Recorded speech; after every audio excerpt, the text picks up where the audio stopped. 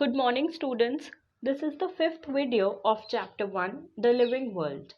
In the previous video, we were discussing about various terms such as nomenclature, classification, systematics, taxon, and categorization. In this video, we will start with 1.3 Taxonomic Categories.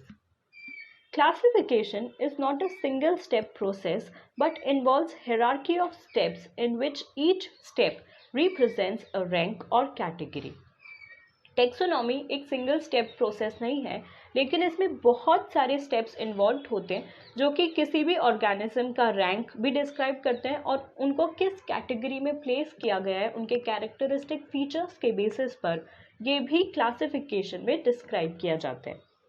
Since the category is part of overall taxonomic arrangement, it is called the taxonomic category.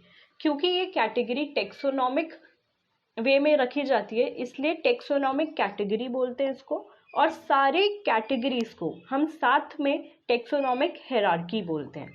All categories together constitute the taxonomic hierarchy. Each category referred to as a unit of classification in fact represents a rank and is commonly termed as taxon. For example हमने किसी organism की family अगर describe करी है तो वो हम एक टेक्सॉन बता रहे हैं. अगर किसी का ऑर्डर हम बता रहे हैं तो that is also a tax on. तो हर कैटेगरी को टेक्सॉन बोलते हैं. Taxonomic categories and hierarchy can be illustrated by an example. Insects represent a group of organisms sharing common features like 3 pairs of jointed legs. It means insects are recognizable concrete objects which can be classified and thus were given a rank or category. Taxonomic category and hierarchy का एक example है जैसे कि insects. हम किसी भी insect की बात करें उनमें कॉमन फीचर होता है कि उनमें 3 pairs of jointed legs present होते हैं. तो जब भी हम किसी ऑर्गेनिज्म को देखते हैं जिसमें 3 पेयर्स ऑफ जॉइंटेड लेग है तो हम इजीली रिकग्नाइज कर सकते हैं कि ये एक इंसेक्ट है. क्यों रिकग्नाइज कर सकते हैं? बिकॉज उसे कैटेगरी में डिवाइड कर चुके हैं हम कि वो इंसेक्ट की एक कैटेगरी है या इंसेक्ट का एक टेक्सॉन है. सो उनको रिकग्नाइज करने के लिए, उनको आइडेंटिफाई करने के लिए कैटेगराइजेशन बहुत इंपॉर्टेंट होता है. Remember, groups represent category. Category further denotes rank. Each rank or taxon, in fact, represents a unit of classification. These taxonomic groups, categories are distinct biological entities and not merely morphological aggregates.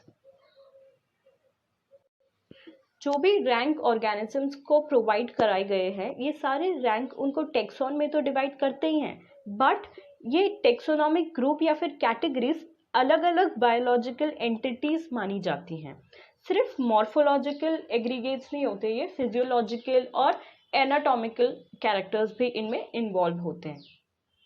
Taxonomical studies of all known organisms have led to the development of common categories such as kingdom, phylum or division for plants, class, order, family, genus and species. तो taxonomical studies जो होती हैं organism को categories में divide कर चुकी हैं और ये कैटेगरीज एक हायरार्की मानी जाती है इन टोटल. कौन कौन सी कैटेगरीज होती है? किंगडम प्लांट और एनिमल दोनों में कॉमन होता है. फाइलम हम एनिमल के केस में यूज करते हैं और डिवीजन जो है वो हम प्लांट्स के केस में यूज करते हैं. इसके अलावा बाकी सारी कैटेगरीज दोनों में कॉमन होती है, that is class, order, family, genus and species. All organisms, including those in the plant and animal kingdoms, have species as the lowest category. हम क्लासिफिकेशन में ये देख सकते हैं कि क्लास, ऑर्डर, फैमिली, जीनस और एंड में स्पीशीज आते हैं. तो जो भी स्पीशी को हम कैटेगराइज कर रहे हैं उसका नेम हम एंड में मेंशन करते हैं. सबसे पहले उसका किंगडम मेंशन करते हैं कि वो एनिमल किंगडम का है या प्लांट किंगडम का है. देन उसका फाइलम मेंशन करते हैं कि वो कॉर्डेटा में आता है, नॉन कॉर्डेटा में आता है in case of animals. Division हम प्लांट्स के केस में यूज कर रहे हैं. Then class, order, family, genus use करते हैं. एंड में हम जिस भी स्पीशीज का कैटेगराइजेशन कर रहे हैं उसका नेम हम एंड में हायरार्की के मेंशन करते हैं. Now the question you may ask is how to place an organism in various categories. The basic requirement is the knowledge of characters of an individual or group of organisms.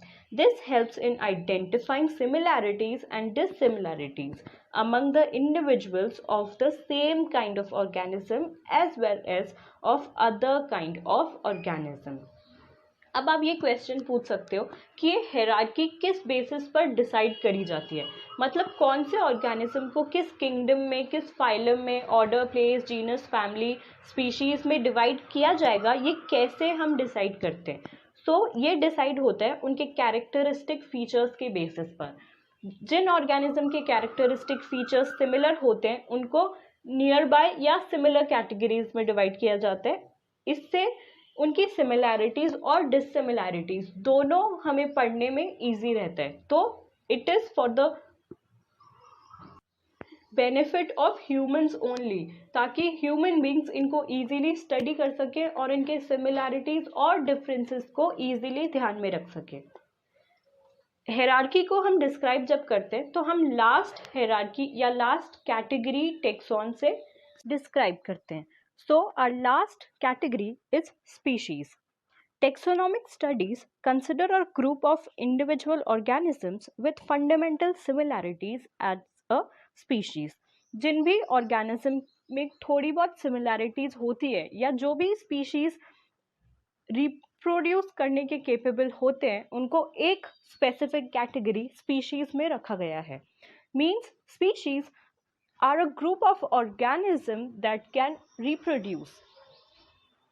One should be able to distinguish one species from the other closely related species based on the distinct morphological differences. Morphological differences means internal difference like reproductive organs. So similar species जो होते हैं, for example dogs and cat, इनके morphological structures different होते हैं but दोनों species दिखने में means physiologically similar होते हैं, लेकिन still they are kept under different categories or taxon because they can't reproduce. So let us consider Mangifera indica, Solanum tuberosum, that is potato, and Panthera leo, that is lion. Mangifera indica is the scientific name for mango. All the three names, indica, tuberosum and leo, represents the specific epithet.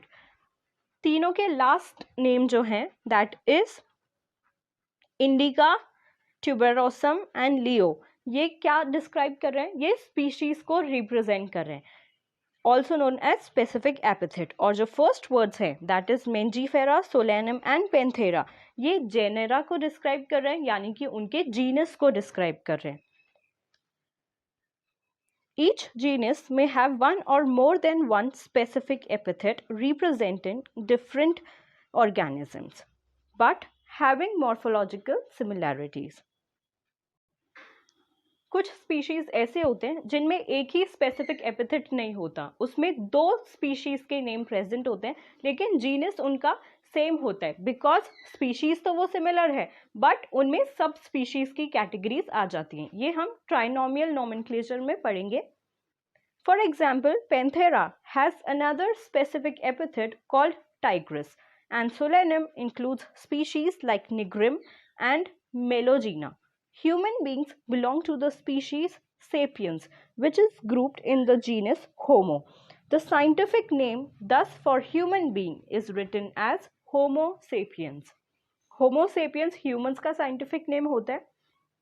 But हमने अभी Panthera leo का example देखा था. Panthera leo lion का scientific name है. इसी तरह से Panthera tigris जो है वो टाइगर का साइंटिफिक नेम है. दोनों का स्पीशीज नेम डिफरेंट है लेकिन पैंथेरा दोनों में सेम है because they are from the same genus. The next category that we are describing is genus. Genus comprises a group of related species which has more characters in common in comparison to species of other genera. Genus किस basis पे categorise किया जाता है कि कितने characteristic features common है, और genus में ज़्यादा कैरेक्टरिस्टिक फीचर्स कॉमन होते हैं as compare to species. For example Panthera tigris and Panthera leo, दोनों का स्पीशीज डिफरेंट है लेकिन दोनों का जीनस सेम है बिकॉज दोनों में कैरेक्टरिस्टिक फीचर्स सिमिलर है. सिर्फ थोड़े से कैरेक्टरिस्टिक फीचर्स डिफरेंट है इसलिए उनको अलग अलग स्पीशीज में डिवाइड किया है, लेकिन मेन कैरेक्टरिस्टिक फीचर्स जो होते हैं फिजियोलॉजिकल एनाटॉमिकल सब सिमिलर है, इसीलिए उनको सिमिलर जीनस में प्लेस किया है. इसी तरह अगर हम मेंजीफेरा और पैंथेरा का एग्जाम्पल लें तो Panthera is a totally different genus and Mangifera is a completely different genus because दोनों के characteristic features completely different हैं. For example, potato and brinjal are two different species but both belong to genus Solanum. Lion, leopard and tiger with several common features are all species of the same genus Panthera. This genus differs from another genus Felis which includes cat. See, Felis होती है small cats जो भी होती हैं उनके genus को बोलते हैं फेलिस, और जो बिग कैट्स होते हैं जैसे कि लायन टाइगर और लेपर्ड वो सब आ जाते हैं पैंथेरा जीनस में. अब है तो दोनों cat family but still they are kept under different genus because of the characteristic features difference. Okay, clear है? Now the next category in hierarchy is family. The next category, family, has a group of related genera with still less number of similarities as compared to genus and species. Families are characterized on the basis of both vegetative and reproductive features of plant species. Among plants, for example, three different Solanum, Petunia and Datura are placed in the family Solanaceae.